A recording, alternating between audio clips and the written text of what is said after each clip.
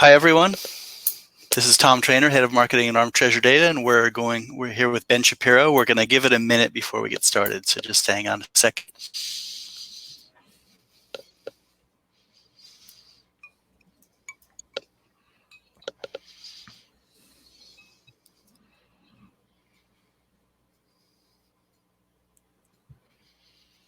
We'll be starting momentarily, so just hang on.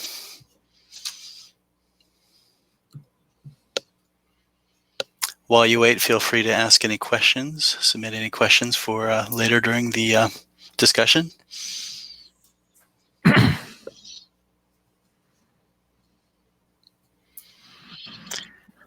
Okay, let's get rolling. So hi, everyone, and welcome to today's talk, How to Manage Marketing in Times of Crisis. My name is Tom Treanor. I'm the head of marketing for ARM Treasure Data. And our guest today is Ben Shapiro, and he's the host and producer of the MarTech Podcast, as well as the voice of Search Podcast. He's also a brand development and marketing strategy consultant. An on-demand recording of this webinar will be available for you to share with your team. And we'll take questions during the discussion or at the end, so feel free to enter your questions as we go. So Ben, how are you doing? Tom, I'm doing well. Thanks for having me as your guest.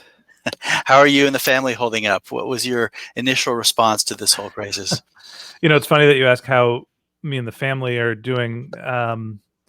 Everyone, this has been a difficult time for everyone, right? I don't think that's a too bold of a statement. We actually had our second baby about 2 weeks before the shelter in place here I live in the suburbs of San Francisco. So we are a little sleep deprived. And fortunately, my wife was going to be at home taking care of her children. Now she's taking care of two of them because the schools are shut down. So we have a 3.5-year-old and a 2-month-old, actually 3-month-old baby as of today. And so, it's been challenging trying to figure out the logistics of managing a family. And I have my business, which is still operating, fully, but with less time for me to be the operator. I think the important thing is, it's been a challenging time. It's been difficult. But, if I try to focus on the things that are positive, we had our son before the shelter in place happened. So we were able to get in and out of the hospitals before there was a major crunch there. I signed an office space with a private office, which I'm sitting in right now, a week before the shelter in place. And as a podcast host, if I hadn't done that, I wouldn't be able to record my content because I'd have screaming children in the background. So a lot of people have it worse than I have. And, no matter how challenging it's been, there's a lot that I sort of still feel very fortunate about. Yeah, with a new baby, that's tough. So what's your advice for people working from home to be successful and stay sane? Yeah. I think the context here is I, went from being an in-house employee for 15 years running the marketing departments at some early stage startups and growth stage companies. And I sort of had a career pivot, and I've been basically working from home and independently for about 4 years now. And I think that some of the most important things to think about when you are making the adjustment to working from home is that you need boundaries. When you're working from home, it can feel like a never-ending workday if you're not setting up an actual workday. And so that's one of the things that I struggled through initially was I felt like I was never putting work down and moving on and giving myself the time to properly digest. And so my advice is if you're starting to work from home and this all feels new for you, look, the first couple of weeks are exciting. You can do the laundry in between your meetings and it's wonderful. And you're home, you can be on the couch and, you can wear shorts and a button down and be on video chats and everybody thinks that you got up and got dressed. But eventually you just start to live in that environment constantly. And so my advice is to build a schedule like you would at work, have a commute, take some time in the morning in between getting up and having your breakfast and taking care of your family to get yourself settled and think about your workday, and then actually set a boundary at the end of the day saying, I'm going to put it down and I'm going to close my laptop just like I would at home if I was, commuting from work, and go for a walk in the morning or the afternoon or whatever you're into. But setting those boundaries is really important. And then in terms of like in between the lines, staying productive. I worked for a productivity startup called Handle, which is, rest in peace, no longer with us. But a lot of the principles of Handle and helping people be more productive was a pretty simple mantra, was to triage, sort through all the tasks and the incoming, your inbox and your task list and whatever your mechanism is, sort through them at the beginning of the day to understand what is actually sitting in front of you. Stop and take time to make a plan. And then focus on operating, build out the time that you need to just sit down and do the work, and don't get caught up in all of the new incoming demands constantly. Don't sit in front of your inbox constantly. And then take some time at the end of the day to evaluate what you've done, which is really important for two reasons. One, it helps you understand what you've accomplished, so you can look back on the day and just not feel like I just was running like a chicken with my head cut off. And two, you figure out what your workday should be and where you need to allocate your time more effectively. So, if you're thinking about your short term, you build some time into plan for medium and long term, you are setting the right direction. That's going to help you feel like you're accomplishing more and actually hopefully be more productive. And the other thing that I'd recommend is you should really build in time to sync with your team. Have recurring meetings that maybe, the people that you would interface with regularly in your office, to make sure that you're staying on top. You need to be more proactive about building those connections and spending time with the people that you would just bump into in the hallway to have a casual conversations when you're in an office. Those become scheduled meetings and recurring meetings. And sometimes you're blocking off half an hour, and that meeting ends up being 15 minutes because you have nothing to say. But it's important to set up the syncs with the key stakeholders in your business. So yeah, I agree with you. That makes a lot of sense. And how has this crisis impacted your business? Yeah, so we are a content business for all intents and purposes. I spend most of my time developing podcast content and working with sponsors. Tom, you're one of the sponsors of the MarTech Podcast. And so, like B2B businesses, we definitely felt an impact that really felt kind of reactionary. People were decreasing their performance marketing budgets. They were just advertising less. When the coronavirus happened, there was sort of this quick shrinking of the economy, and everybody just held on to the cash. And so that affected us in a couple different ways. One, we had to focus on collections, right? We had to send some angry emails, and there were people that we'd already run campaigns for that were trying to hold their budgets and essentially not pay the bills even for campaigns that were already completed. And that was frustrating, but kind of the lay of the lands. And we tried to softly and gently figure out ways to work through those issues, and we're able to collect most of the budget that was owed to us, but we had to be a little bit more flexible in our payment terms. And the other thing is we just saw less demand. And so for us, reaching out to B2B SaaS companies primarily to be sponsors of the MarTech Podcast, we were just seeing lower response rates. The open rates were kind of still the same when we sent an email campaign, but people were just like not necessarily responding as quickly. And when we got people on the line, a lot of the times we were hearing, this sounds really interested, let me get back to you when our budgets rebound.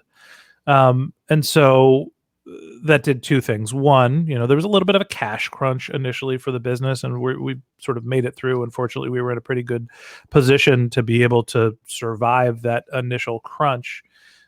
We're starting to see it rebound now that, brands are starting to come back and say, hey, I closed that round of funding, or we're starting to spend in marketing. We're ready to move forward. It also gave us a little time to start thinking about other business models. And so when we did a little bit more outreach to try to fill our pipeline. And honestly, our pipeline was absolute zero because I was coming off of paternity leave the week the shutdown in place happened. But we're starting to see our pipeline mature and people are starting to get back into it. But in that intermediate time, we focused on how do we provide more value to our audience? How do we think of other revenue streams? How do we mitigate some of the risk for other issues like this down the road? So, we've got some other products that we're going to be launching outside of our existing sponsorship model. And most of them are centered around building community and interaction between the tens of thousands of people that listen to our podcast content, try to actually connect them and do things like provide job boards and connections to companies that are interesting to them and facilitate communication between our community. Yeah, that makes a lot of sense. So what are you hearing from other marketers? Yeah. I've interviewed 300 businesses over the last year and a half or 2 years. And so we've tried to reach out to a lot of the people that have been our guests, and also a lot of other brands that are, focused on event marketing primarily, because we see that is a source of need, right? People that are focused on from their marketing budgets saying, I normally reach out to people in person through events. Well, those channels obviously don't exist right now. So, what we're hearing from marketers most often, like I just said initially, there was a reaction to just hold on to the cash. I don't want to spend anything. I'm nervous. I don't know what's going to happen. The economy is shrinking, and this dollar is more precious to me than it used to be. And so by holding on to the cash, vendors are not getting paid in some cases. New relationships aren't started. It's harder to sell B2B SaaS products in general. There's been advertising budget cuts, which is good and bad. We can talk a little bit about that. I think that at the end of the day, cash is very valuable right now. And we're starting to see that loosen up as the economy is starting to reopen and people are starting to understand what their position is. But when there's less budget being invested in advertising, that also becomes an opportunity because there's less demand. So you can buy media for lower CPMs, and really you have to understand whether you're still going to see conversion rates. If you can get more media for less, that's great, unless you're spending money and it's not converting. So there is some opportunity as well. Right. And if we talk about the different channels, which channels would you say are suffering and which ones do you think are thriving? I mean, excuse my language, event marketing is screwed for a little while. And I don't think that's a surprise. We cannot get together in large gatherings, and should not for at least the short term, probably, medium to long term. I don't know if there's going to be an in-person 1,000-member event for a year. And so I think those businesses are struggling. They're trying to move online. We're seeing more activities like this where there's webinars, but I think that the interpersonal experience and the casual, like bumping into someone networking, is really hard to replicate through digital marketing. And so, with that, I think there's an opportunity to create more community, and that's what we're focusing on at the MarTech Podcast. So I think that's first and foremost. There's a challenge in event marketing and an opportunity in community building. I think performance marketing is obviously being impacted because people are spending less money, and they're holding on to their budgets, which, like I said before, also creates an opportunity if you have some budget. We started an audio advertising campaign to promote our podcast through a programmatic advertising channel, and the advice from the service that we were using was to place our bids at $6 CPM, and we put them in at a $2 CPM, and we spent our entire budget within a few days. Right? People don't realize that there is less demand for media, and right. So you can get more for paying less. So I think that there's an opportunity with events and performance marketing budget going away for people to be investing in organic growth, conversion rate optimization, email marketing, just doing what you do better, understanding your business better, and getting more out of the traffic that you're getting. Like, I think that's really where the focus needs to be. If we're not going to have as much budget as an industry, as a medium of business, if marketing budgets are just generally shrinking or going away, you can't stop marketing. You still want to try to find customers. You got to find creative ways to do it. And when you get somebody that's a qualified lead, understand that they are the person you want to reach out to. And then how do you convert them? How do you be more efficient? I think that's really where marketers need to focus. And there's a question about mobile marketing. What are your thoughts about that? Yeah, I mean, I think that, my first reaction is mobile marketing is obviously super important. What do you think about just SEO in general? I think it's 60% of searches are conducted on mobile phones. People are at home more. And so the idea of location-based marketing, triggers that are geolocated, I think are, not as relevant. I still think people are consuming media on their screen where, I would think, okay, people are at home. They're probably in front of their computer while they're working. And I think the reality is, no, they're probably trying to get their kid to eat their cereal and trying to work while they're on their phone half of the time. So I honestly don't know the answer of like, is mobile more important pre or post? My guess is it's probably equally important, but I think that the scenario in which people are consuming media, I think how they're trying to operate their business, and the context, that sort of day parting is probably different. But I think mobile marketing is still relevant. Just how we're targeting people based on a mobile device might be a little different. Yeah, that makes sense. So I understand you have a framework that you used on your business to respond to the crisis. Could you walk us through this framework? Yeah, it's I think kind of funny. I was sitting with my COO, and we were trying to figure out, whether we could create content, because we were not sure if people were going to be interested in hopping on a podcast, and we just wanted to, fill the gap and see what the response was. So we just turned on the mics and said, we need to address the coronavirus. Let's just record Crisis Marketing Week, and we talked for an hour without really pre-planning it, and through that conversation, Crisis Marketing Week, we came up with sort of 5 things that you need to think about in a prioritized order: evaluate, triage, secure, pivot, and scale. And so I think the first step in a time of crisis is recognizing that it is a crisis, thinking about how it's going to impact your customers, right? The most important people in your business, the people that pay the bills, what it means to your employees. We got to be people first. Think about why you're running a business. Realizing that there is a crisis, and just generally think about how it impacts your business and your industry specifically. When you're triaging, that's like, okay, we understand the landscape, or we have realized that something is happening. And to me, triaging is focusing on the most important people in the business and working your way out and figuring out, really where you should be pivoting your operations. So in the case of the coronavirus, for us as a content producer for the MarTech podcast, our triage was, we need to focus on protecting our customers, right? And those are our sponsors, and they're also the listeners of the podcast. So for us, it's, let's make sure that we're still able to deliver and meet our commitments in terms of the amount of inventory that we have already sold for our sponsors, make sure that we have the content that's going to be produced. And a lot of that has to do with, let's touch base with our team and make sure that everyone is still actually operational, make sure that we are still going to have the resources to be able to pull off what we wanted to do.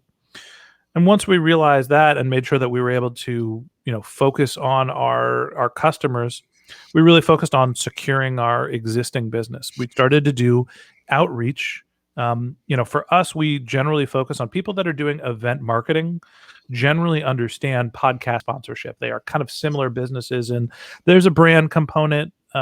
You get some direct response. You're doing lead generation, and the beauty of the way that we do podcast marketing and advertising is that there is some analytics that's built into it that allows you to actually do direct response attribution. And so we feel like we have a nice value exchange. And so for us, we thought about, okay, who are the people that we normally would reach out to?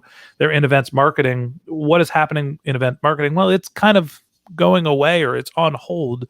So we have to change our message. We need to secure our existing model, but we actually need to change that around a little bit. We need to pivot. And that's the fourth step is, how are we going to think about not only how to pivot our existing marketing strategies to make sure that they are correct, but are there other opportunities for us? I mentioned that community, I think, is going to be very important. We can't do these live events to build community. We have to think about digital communities, and that created an opportunity for us. And that gets us into, now that we've had the ability to sort of evaluate, make sure that we have the resources, focus on the people that are the most important, figure out a direction. Now we're starting to think about scale. Right now we're starting to think about, building the operation to grow our community, to get a lot of people to our platform. And so, to me, it is not just, there's a tragedy, there's a crisis, let's just shut it down, or let's operate as is. You got to stop, evaluate, think, triage, secure, pivot, and scale. Right. And then with that in mind, what opportunities are you seeing right now, and how can marketers shift their priorities or budgets to take advantage of those potential opportunities? Yeah, I mean, I think that there's a consideration here that's more important than marketing or business, and that this is a real life crisis, and people are their livelihoods are impacted. Some people are having trouble feeding their family. It is a worldwide phenomenon, and I want to be sensitive to that first. And so to me, thinking about the people, I mentioned that, when we were evaluating and going through our triage phase, the first thing to do was I reached out to our team and said, we have the resources. We're going to make it through this year if we don't make another dollar. Nobody's getting laid off. Everybody's getting the same amount of work. Are you capable and able to continue to work? Or do you need to modify your schedule? And just try to think about the people that are working, because that is more important than the revenue. That is more important than the business, in my opinion. Right? You got to think about the people that you're working with and the people that you're working for first. With that said, we're still trying to run a business here. I'm sure everybody listening to this podcast is not, just here for the entertainment value. So from a business perspective, I think it's important to spend wisely. You don't want to stop marketing, but you might need to think about adjusting your strategy in what is a shrinking economy. And to me, maybe that means cutting your performance marketing budget. Maybe it means reallocating some resources. Maybe it means you don't have the discretionary budget to spend, but you just have, the labor force to work. And so you have to be realistic about what's happening and what your resources are.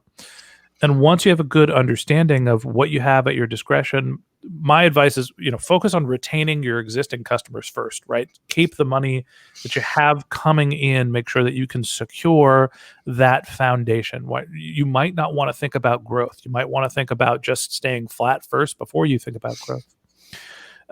In terms of marketing channels, conversion rate optimization, email marketing, marketing automation, what some people might call growth hacking, like just making sure that you have a great grasp of what's happening in your business and building out levers to make sure that you are retaining and optimizing the existing traffic that you have instead of spending budget to get new traffic, to get new leads. Like just do a better job doing what you do already. And then I think if you're budget constrained, the focus has to be around building content.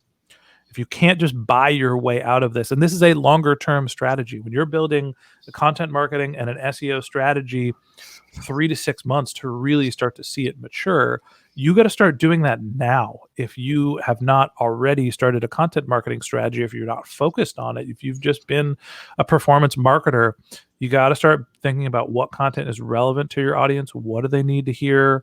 What's going to get them to the finish line? And also, at what stage of the funnel are you creating content for? Is this lead generation? Are you middle of funnel? Are you bottom of funnel?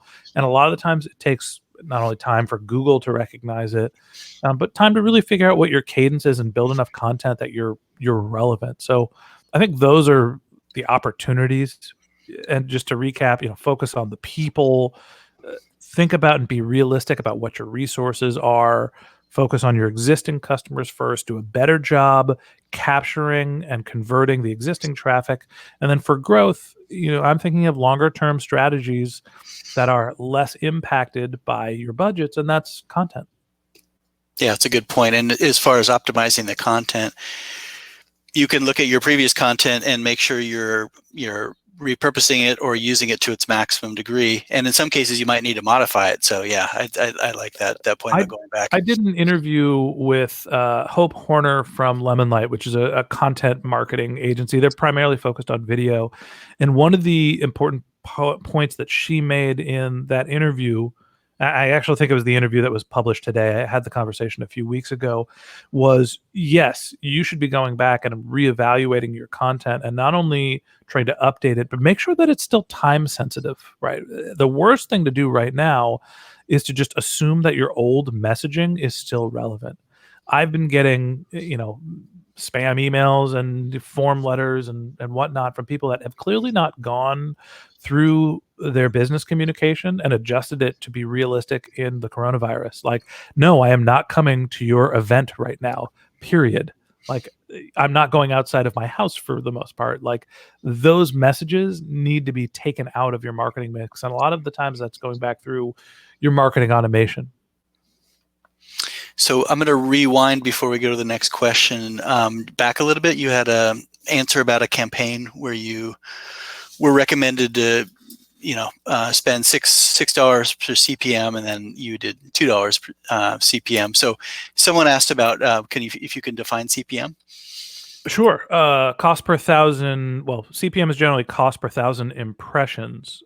The campaign that I was running or am running is through a programmatic advertising platform where you pay $99 a month and you get access to the DSPs, the Trade Desk and MediaMath and some other services. So you can buy media directly from programmatic advertising platforms for a fixed fee instead of going through an agency who's going to upcharge you for your media. And so I am buying audio advertising, meaning I think it's a 51-second ad that is being inserted into audio streams. So Pandora, Spotify, TuneIn, about radio.com, like people that are listening. And because it is audio, it is not cost per thousand impressions, it's cost per thousand downloads.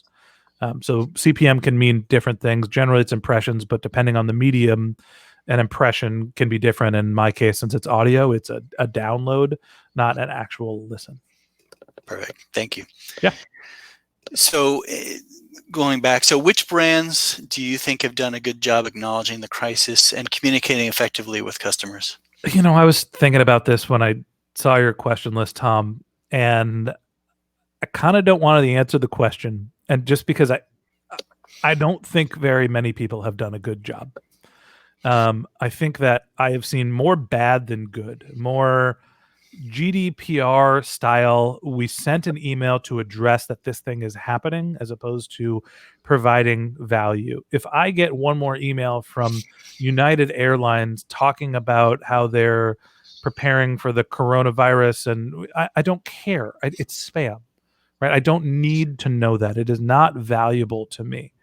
And so I think that for most brands, they have felt the need to address the coronavirus and just put something out as opposed to stopping and thinking about what's relevant and provides value to their customer base. And, that's like GDPR. We have to send an email announcing our new privacy policy, and everybody got all these emails and everybody got pissed off and everybody deleted them. Great. You just now got a bunch of unsubscribes. Good for you. I've seen more of that than people that have actually done a good job in marketing. I think that there are some services that have pivoted nicely and provided extra value. And so, the first one that comes to mind is PayPal. And the reason why I think PayPal is interesting in this case is, from my perspective, I'm a small business and the government came up with the PPP, the payroll protection plan, where you can apply for a loan. And if your payroll and utilities cover a certain percentage of the loan, the entire thing is forgiven. And I went through my bank, Wells Fargo, and all I got was an email every day saying, we have not processed your loan. We have not processed your application. And I went actually through my payroll provider, through Gusto, and they said, here are the different places that you can apply for your PPP loan. And I canceled my loan because I was tired of the emails from Wells Fargo. And I decided that I was going to go through Wells Fargo to apply for this loan. I applied on Friday. The money was in my account on Monday. I am wowed by PayPal. Additional functionality, something I never thought that they could do. I did not think of PayPal as a loan provider. They have a tool called Loan Builder, which was very useful for me. And the marketing point here is that PayPal had a business development relationship with Gusto. And, maybe Gusto is the one who did a good job marketing, but there was a relationship between PayPal and Gusto. And I felt that was a really valuable way to, extend the brand beyond, I'm going to pay for my eBay purchases. That's what I think of PayPal for. And now they're a loan provider. A couple other businesses that I think have done a nice job. There's a company called Crowd Cow, which is basically direct-to-consumer meat, which is not frozen and delivered to you, but served with, what do you call it? I forgot, the ice stuff that's not really ice. And it's really high premium meat. There's been a shortage of a lot of meats, chickens and porks, and so it sends it direct to your house. I think that businesses like that have done an interesting job, and they've done a nice job marketing. And even when they run out of a certain product because there is a supply crunch, they have the mechanism of saying, okay, this is available now. And so I get notifications from them when what I want is available. I think that's been useful marketing. I think YouTube and Zoom have just been there and, have been super valuable just because the sort of market pivoted to their product. Lots of content being consumed on YouTube. I just find myself going to that to learn. My kids are into YouTube, and then Zoom. Obviously, we're connecting the digital hangouts. And as much as people might be criticizing Zoom for some of their privacy concerns, I think that they've responded quickly to keep their infrastructure up and running when they've seen an influx of demand. But they've also, had some mergers and acquisitions, which I think are really valuable. And so I think they managed a PR crisis pretty well. Okay. And I think that the PayPal one's interesting because it's almost like a product extension for them, or they're highlighting something that was available that maybe that people didn't know about during this time. But on that note, so if we look at your, protecting the home base, which could be the product as well as the customers, how would marketers think about protecting their home base? And kind of like shoring that up. Yeah, I mean, first and foremost, you have to think of the people first, and understanding how your customer needs are changing. Obviously, this is going to be different for every business. If you're trying to market a hotel, you don't want to send emails saying we have plenty of occupancy. It's just not realistic. People's circumstances and their lives and their relationships are changing with businesses, and so the first thing I would do is do your homework, do your research, reach out to some of your customers and ask them what their needs are. And that's something that, if you're not building in those feedback loops to understand who your customers are and how their needs are evolving, you're going to lose. That's just from a marketing perspective, table stakes, being able to get feedback from your customers. I think, understanding what your customers' pain points are first, because it allows you to just create the products and services that they need. I would not stop marketing. I think you need to stay relevant, right? It still takes, 7 to 10 impressions to get someone to drive a conversion. You might want to be more conservative with your budget. You still need the same level of impressions to make an impact. And I think the way to do that is by thinking about how to provide value to stay top of mind. Right? You have to understand what the customers are. And if you can find a way to not necessarily give something away for free, but provide value, provide data, provide information, provide comfort and a service, that's going to build recognition of your brand, having people thinking about you in a positive way. Go do your homework and go talk to your customers. Go find 10 people and ask them how the coronavirus has impacted their relationship with your business. And the answers will generally come out of that research study. Right. And it might be the types of products that they're interested in. It might also be payment terms or things like that as well. Absolutely. So one of the most obvious pivots that marketers are making is towards more digital. So what else should teams consider as they build a new strategy for this new era? Yeah, we're kind of oddly, we're a digital business in some respects. I run a podcast, but a lot of what we do is through audio. And so we don't get the same type of sort of digital footprint that other content businesses do. And we're actually trying to tackle this. And I think the advice here is start small. You need to replicate what you do well and what consumers find the most value from your business in a digital format. You do not need to replicate the entire business at once. Think of what your core competency is and try to replicate that first. Start small, do what you do well, replicate that online first before thinking about building more infrastructure than you actually need. I think the important thing here is you want to focus on leveraging the existing relationships you have, migrating the people that are your best customers from offline to online first before you think about new customers, and then using those relationships to syndicate your content and spread the word. You want to build enthusiasts, and you already have those relationships. So, focus on your revenue retention first before you're focusing on new leads. And like I said, most brands are cutting their paid budget. If you are in a position where you can market through advertising, through performance marketing, you're going to get more value there now in terms of your reach. Again, you want to be conservative, and if you can spend your budget from a paid marketing perspective, great. But keep an eye on whether those conversions are actually happening. It really gets into your data is incredibly valuable. You got to make sure that you have that system down to understand if people are getting through the funnel or not. Agreed.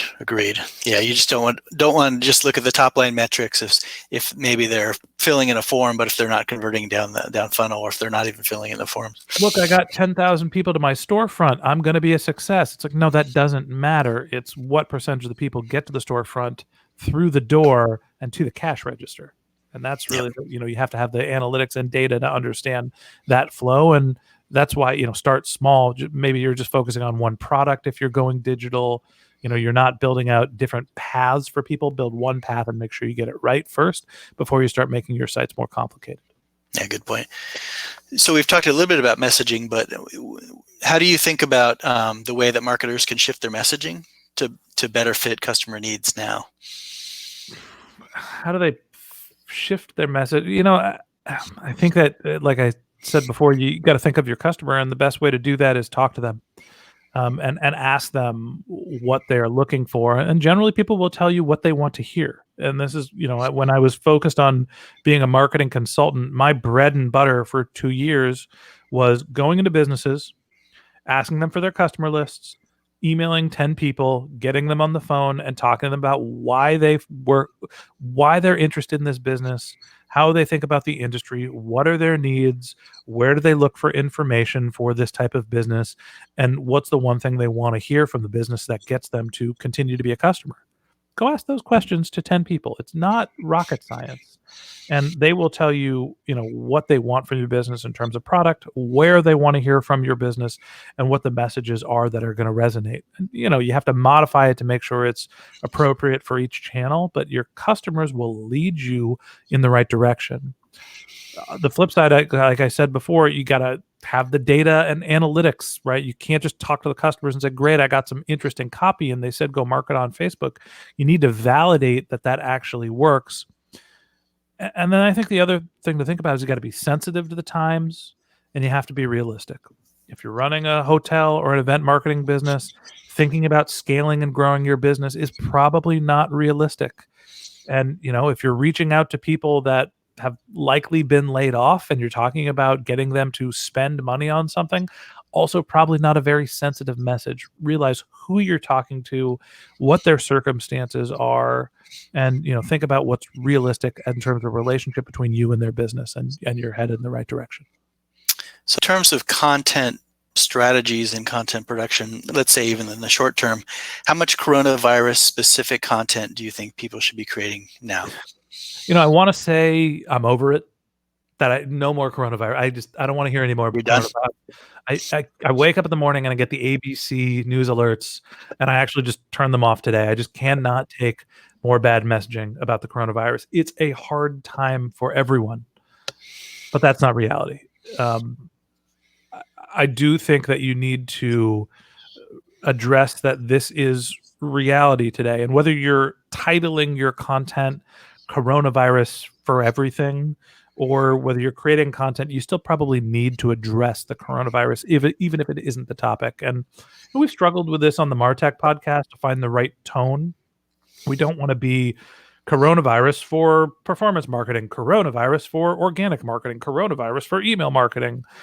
There are some episodes where we're talking about how the coronavirus has impacted performance marketing budgets, but then we also talk about optimizing your performance marketing budget for today's changing climate. And we're not specifically talking about the coronavirus, but we kind of address it. Hey, times are different, budgets are short. How can you make sure that you're spending efficiently? That's not specifically a coronavirus piece of content, but it's relevant for today's age. It's important to stay relevant and create content that's going to provide value for people. You probably don't want to hammer them over the head with coronavirus and panic and all that stuff. I'm a little tired of the notifications, and honestly, I just have COVID-19 oversaturation, but it is the reality of the world we live in. Right. So it sounds like you're saying they want specific advice for specific aspects of it, maybe as it relates to ad spend or other things like that. Okay. And then, so brands need to lean on a great customer experience to win business, because especially the channels that people are coming through might differ. The way that they sell, the products they offer might differ. So how can companies offer a better online experience? Yeah, I've said this, I think, 3 or 4 answers in a row. Talk to your customers. This is the journey mapping. Find the holes in the boat, right? Mostly as your business might be moving from partially offline to entirely digital, or a hybrid to only digital. There's going to be more focus on what your user experience is. Simplicity, got to keep it short and simple. Don't overcomplicate. Keep your message direct. The less words, the better, right? If you can just take 5 words out of every sentence, you'll likely be more successful. And then the other component of it is analytics, right? Being able to understand whether people are getting through the various milestones. Are they able to jump through the hoops, and where the biggest area of focus is? Are you having problem with lead generation? Are you have problem building, interest? Are you getting people to your products and services? Are they converting? Are they retaining? And are they inviting other customers to use your service, right? Set up the analytics for those milestones, and look at that by channel, understanding where people are coming from. Talk to your customers. And then the last thing is, if you have more time and you're spending less time optimizing your performance marketing budget, focus on marketing automation. Make it more targeted. Try to build messaging that's personalized. And to me, that builds this sort of all-encompassing customer experience where you're less focused on capturing more leads and doing a better job converting them, and then you're less reliant on your performance marketing budgets down the road. Great. Coming back around to the kind of we talked about coronavirus content, etc. Is there a type of statement that brands should be making during this current crisis? Should they be trying to inspire or inform their audiences? How do you think about that? I don't know if I want to be inspired right now. I think more than anything, people want relief. And I think that providing value and comfort and security is probably what matters, as opposed to inspiration. Let's take Nike, for example. Just do it, right? They are not talking about how you can go out and be your best athlete and how you could set records right now. They're focusing on showing how athletes are still able to exercise and work out from home. And so, I think that inspiration is a tricky word right now. I think comfort, security, relief is really what people are thinking. And one example that comes to mind, there's a marketing agency that I really like, Hawk Media, based in Southern California. And instead of focusing on, batch and blast emails and trying to get more budget out of people, they put on a literal clown show. And they reached out to all of their customers and said, we know times are tough. We want to, ease the pain a little bit for you. You're probably busy taking care of your kids. Friday night at 4 p.m. or whenever it was, we're going to actually hire a clown and have him do a clown show just to try to help out, just to give you something to do as a relief. And I just thought that was a really nice thing, and provided a lot of brand equity and a lot of relief. And I think that those are some of the sort of, out of the box ideas that I think are value. I think the other one valuable. I think that the other one is Twitter offering people, and now Square offering people to work from home personally or permanently. I think that that's more getting into the idea of comfort and security. I know where I'm going to be working. I could go buy the nice chair. I'm going to be here for a year or two, or however long I want to. I could set up my home office. There is a sense of permanence if I want it to be, or I have some flexibility with how I'm going to work. And I think that, those are the types of things that I'm thinking about. It's less about how do I inspire somebody to get up and make the best of their day. And it's more like, can I help people feel like they are comfortable and like they're going to make it? Because it's a challenging time. Agreed. And last official question, we do have some questions coming into the chat, so feel free to type your question in if you have one. What marketing technologies are there that our viewers can look to implement in today's economy? Yeah, I think that there's a couple different categories. I think first and foremost of the growth marketing tools, where you're going to want to get more juice out of the orange. So that is doing a better job personalizing your email marketing, your triggers, your marketing automation, your chat bot, your SMS messages, all those things. Like the marketing automation services will improve your conversion rate optimization. I think from a content perspective, the long-term play, if you're replacing performance marketing budget, is to build content, focus on SEO, content syndication, which gets into like influencers and how can you actually get your content to the right people. At the end of the day, your operations, just do a better job at doing what you do, right? Be more thoughtful, and have better data. That's probably the headline here. And Tom, maybe you're better to answer this than I am, but in terms of data and analytics, like understanding what data you have, how that impacts your business, and getting a clearer picture of the steps of your funnel, I think is really important. And so maybe you can help me with some of the tools that are valuable. What do you think? Right. So especially for, we provide an enterprise customer data platform. So what we're seeing is certain enterprises are taking this time to really understand their customer base better. So basically doing customer data unification in a CDP so that they can better understand kind of their preferences for personalization, as well as look at how they go through the journey. So while in certain areas things are slower, they're actually taking the time to accelerate the projects in some cases. Yeah, I think that there's, my philosophy is to go talk to a small handful of customers to get your qualitative data, and that will give you a sense of direction. But I think as you're starting to think about making sure that you're optimizing your funnel and really focusing on conversion rate optimization, your CDP is going to be more valuable, right? Getting a handle of what's actually happening and having faith in the data that you're collecting is really important. If you're getting fewer leads, you need to convert them more, and that just provides a ton of value. Yep, agreed. So we have some questions that came in, so thanks, and feel free to type your question in now if you have one in mind. So there's one about event marketing. So Ben, I heard you say earlier that event marketing is screwed. It's going away. It's going away or on hold. I used some foul language, and of course, very quoting you accurately. And as an event marketer, I've seen a few iterations of virtual events that can replace the community building brand awareness, and frankly, the lead generation, where leads engage for significant amounts of exposure that physical events create. So she's saying that he or she is saying that. Sounds like there have been some examples where they're doing a pretty good job of replicating live events. What's your thought on that? I think that people are still creating content. I think that the networking component is challenging. I'm going to get 1,000 people to introduce themselves in a room over a plate of bad sandwiches.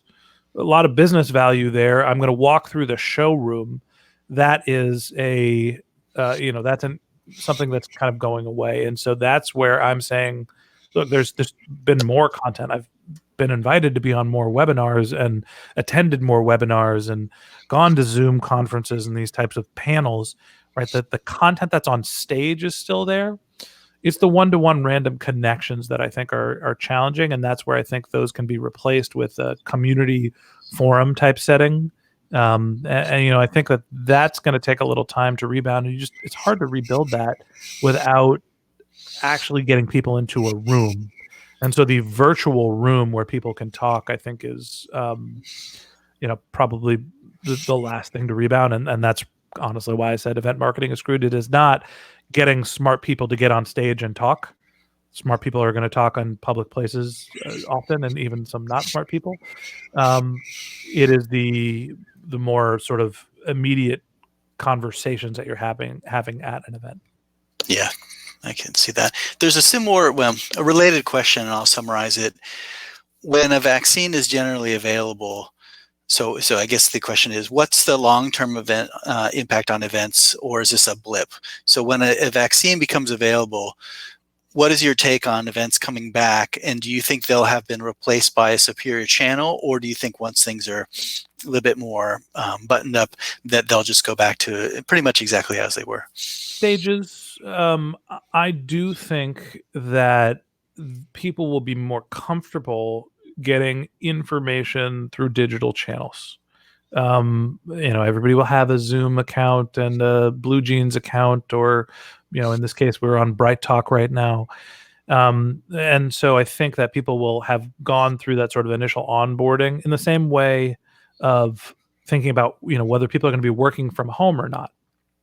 There are going to be less people that go back to work, even if employment picks up, because more people will have experience working from home, and more businesses will realize that they don't need to keep the overhead. Some people are going to realize that they can get great information without actually traveling to an event. Other people are going to say, I really enjoy going to an event and I want to go meet people, and I'm using it to get away from my house and I want to boondoggle. I think that what is likely to happen, and I am not an event marketing expert, nor am I an expert on the coronavirus or COVID-19, but what's likely to happen is people will start doing events and they will be socially distanced.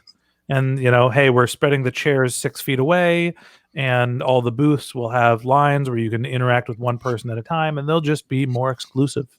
And maybe they'll be more expensive because they're more exclusive. But there's also going to be an online component. And eventually we will soften the social distancing requirements and things will go back to normal. And some people will say, you know what, I was able to get this information without actually traveling to the event. And some people are just going to prefer that. So I do think that in the long haul, event marketing is impacted. There will always be value out of getting people in a room and having those sort of random one-on-one interactions, the networking type stuff. I do think it'll be a while until that fully rebounds, or if it ever does. Great. And the last question, unless we get another last minute one, someone's asking about if you could explain how the virtual community works. And I'm assuming this might be the one that you're looking into launching. Yeah, it's funny. I've spent the last month trying to figure out how a virtual community works. I think there's a couple different methodologies for people. I've gone through and interviewed 10 people that have been guests on the MarTech podcast that are influencers and executives. And a lot of them are already involved in hybrid digital offline online communities. A community can be a couple of different things. It can just simply be a private Slack group where people are able to, in the case of the MarTech podcast, we'll set up groups, advertising and data and growth and what are the other channels, and allow people to just have conversations in a private forum and do question and answers. And that is a little bit of a community, and hopefully they get to know each other in the process. Reddit is a community, as an example. Quora, in some level, is a community. We're thinking about creating a verticalized version of that is just for people in the MarTech industry. I think that the other thing to think about is creating small groups. Hey, there's 10 people, and we are going to put these 10 people together and have them regularly communicate and have them be a pod within the community and a go-to resource where they can rely on each other, and then start to create a collection of these pods that are either topically focused. So there's 10 advertising pods and we'll get them together to be the advertising community, or there's 10 pods in the Bay Area and we get them all together at an in-person event, and now there is a Silicon Valley MarTech community. So I think that there's a couple different ways to think about putting online communities together, whether it's just ways for people to communicate, getting them together, scheduling events for them. What really matters is that they're getting knowledge sharing, they're able to ask their questions, and they're getting answers from the right people. And I think that there's a couple different takes on how that can happen. Great, thank you for that. So thanks a lot, Ben. Any last words or anything you want to talk about before we end the conversation? Yeah, I mean, a couple different things. One, if you're a marketer and you've been laid off, my sympathies. I do think that the marketing jobs will come back shortly. We are working on resources. We're building a job board for anyone who is a marketer looking for a job. So if you go to martechpod.com, we're going to be publishing in the next few days a job board with all of our listings of jobs from MarTech companies, and that's our way to give back to the community. And the other thing that I think is important is, the reason why Treasure Data and the MarTech podcast, Tom, why you and I wanted to get together in the first place was thinking about how to help marketers better understand their data in this time of crisis. You and I did what do we call Data-Driven Marketing Week on the MarTech Podcast. And so if you're trying to learn more about using your data and making sure that you understand what's happening in your business, I would love for people that are listening to this podcast to go and consume that content. Go to martechpod.com and you can just search for Data-Driven Marketing Week or search for Tom Treanor. His name will come up. We have a search box and you can find it there. And I would love for everybody to go and check out the podcast and listen to that content as well. Well, great. Thanks for providing all the information, Ben. It was really enlightening for me as well. Yeah. Thanks everybody for your questions. And Tom, thanks for having me as your guest. Thanks, everybody. Bye.